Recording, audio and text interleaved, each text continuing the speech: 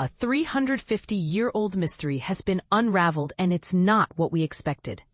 This fascinating story will challenge your assumptions and leave you wanting more. Unveiling the truth, a mummified head's secret identity. In a recent study, researchers have discovered that a mummified head, long believed to be an Inca man, actually belonged to someone from a different cultural background. This revelation adds a new layer of intrigue to the story and raises questions about the individual's life and rituals. The head, with its unique conical shape and signs of a failed trepanation attempt, has captivated researchers. Trepanation, the practice of drilling or cutting holes in the skull, was not uncommon among the Incas. But in this case, it seems to have had a different purpose. The researchers suggest it may have been part of a ritual or social practice, adding an air of mystery to this ancient individual's story.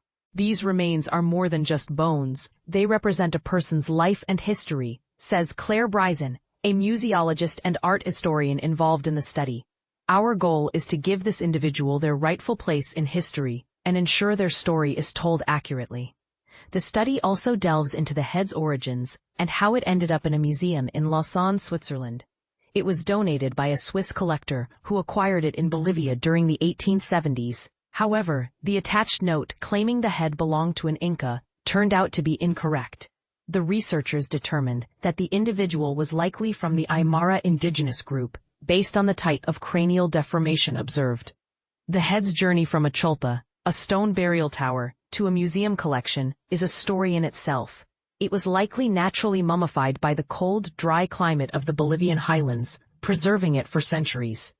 Preserving respect and consent in research. In their analysis, the researchers prioritized non-invasive methods to respect the individual's remains. As Claudine Begg, the study's lead author, points out, since the individual cannot give consent, we must ensure our methods align with what they might have wanted.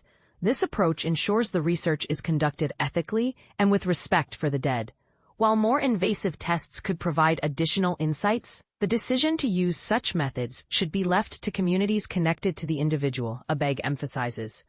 The mummified head remains in the museum's collection, and while it's not currently on display, the museum is open to discussions about repatriation. A unique case study.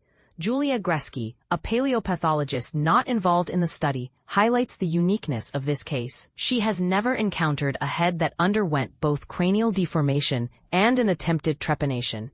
The absence of obvious trauma suggests a ritual or social purpose, but the reason for the incomplete trepanation remains a mystery. Gresky speculates, perhaps the individual refused to continue, but we can only guess at this point.